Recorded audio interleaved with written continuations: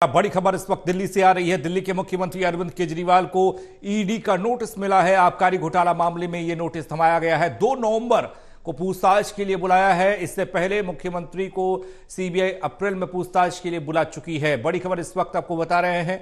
2 नवंबर को अरविंद केजरीवाल को बुलाया गया है। ईडी ने समन किया है। मुख्यमंत्री को सीबीआई अप्रैल में पूछताछ के लिए बुला चुकी है। दिल्ली के सीएम अरविंद केजरीवाल को ईडी का नोटिस। बड़ी खबर, नई आबकारी नीति मामले में ये नोटिस, घोटाले को लेकर ये नोटिस दिया गया है। आपको बता दें, दिल्ली के उप मुख्यमंत्री मनीष सिसोदिया इस मामले में अभी जेल में हैं।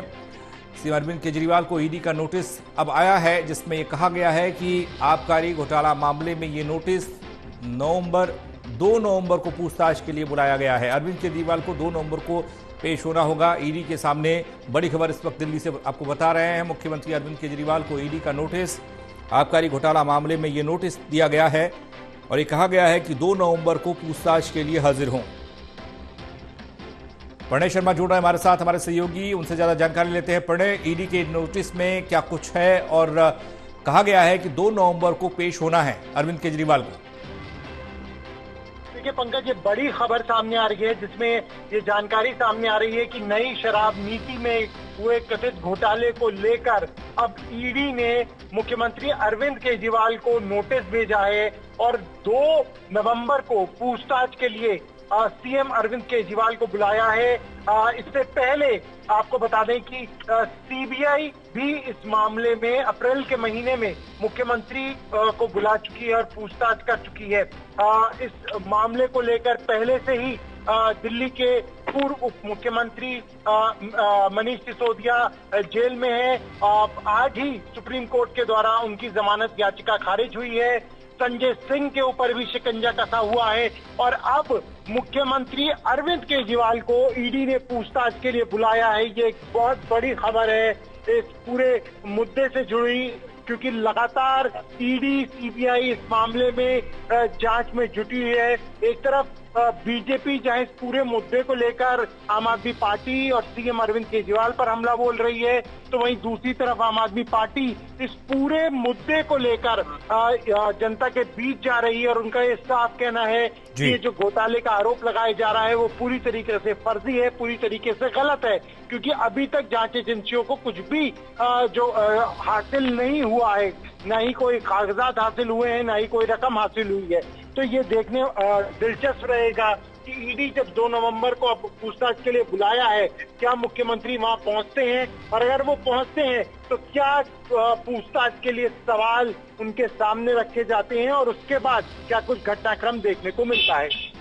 प्रणय, आज का दिन जो ईडी ने समन देने के लिए चुना है, क्योंकि एक तरफ सुप्रीम कोर्ट ने खारिज की जमानत याचिका मनीष सिसोदिया की और दूसरी तरफ नोटिस अरविंद केजरीवाल के यहाँ पहुंच गया, इसको जोड़कर देखा जा सकता है या इससे पहले से तैयारी चल रही थी, कुछ बात ऐसी चल रही थी जिसमें मुख्यमंत्री से पूछताछ होनी है? देखिए, अगर आप देखें तो लगातार बीजेपी के नेता इस बात की तस्दीक करते आ रहे थे, वो लगातार इस बात पर जोर देते आ रहे थे कि एक एक करके जो ये घोटाला हुआ है, कथित घोटाला, उसमें जो इसके तार हैं वो मुख्यमंत्री तक से जुड़ेंगे, क्योंकि गौर करने वाली बात यह है कि इसमें जो पार्टी है वो आम आदमी पार्टी को बनाया गया है, तो ऐसे में पूछताछ जो पार्टी के मुखिया हैं उनसे भी हो सकती है। इस बात की आशंका पहले से ही लगाई जा रही थी। तो ये देखना होगा कि ईडी जब अब पूछताछ के लिए मुख्यमंत्री को बुलाएगी तो क्या कुछ सवाल जवाब रहेंगे, किस तरीके से वो जवाबों को तलाशने की कोशिश करेगी, और इस पर ये देखना और भी दिलचस्प रहेगा कि मंगलवार को क्या कुछ प्रतिक्रिया आम आदमी पार्टी के नेताओं की तरफ से आती है। अपने अप्रैल में सीबीआई ने बुलाया था अरविंद केजरीवाल को और इसी सिलसिले में बुलाया था, उस दौरान क्या कुछ रहा और किस तरीके से सवाल जवाब हुए अरविंद केजरीवाल से? बिल्कुल, देखिए, अप्रैल के महीने की अगर हम बात करें तो सीबीआई ने उन्हें पूछताछ के लिए बुलाया था।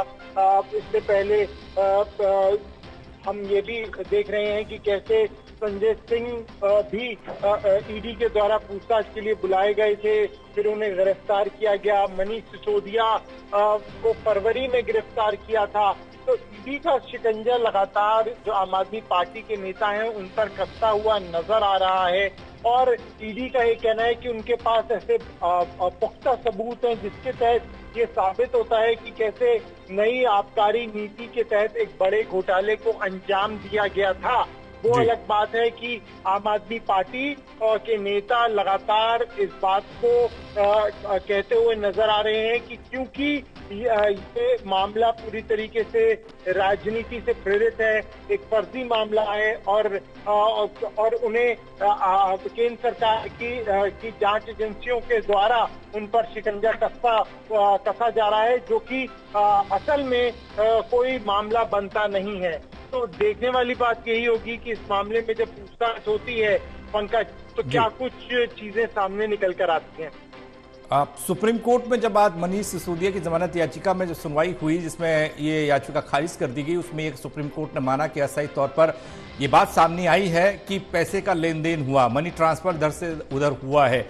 इस बाबत अरविंद केजरीवाल को लेकर कोई परेशानी बढ़ती दिख रही है या फिर कुछ और, क्योंकि अरविंद केजरीवाल के पास सरकार में कोई पद नहीं है। बिल्कुल, देखिए पंकज, निश्चित तौर पर सुप्रीम कोर्ट की तरफ से एक बड़ी उम्मीद आम आदमी पार्टी के नेताओं को जरूर थी कि वहां से एक बड़ी राहत मिल सकती है, लेकिन आज जब इस मामले में फैसला सुनाया गया और मनीष सिसोदिया की जमानत याचिका को खारिज किया गया, तो इसमें कहना गलत नहीं होगा कि एक बड़ा झटका निश्चित तौर पर आम आदमी पार्टी के नेताओं को लगा है। लेकिन ये भी बात पंकज उसके बाद सामने आई थी कि काफी हद तक ये माना जा रहा है और जो सोर्सेज बता रही हैं वो ये कि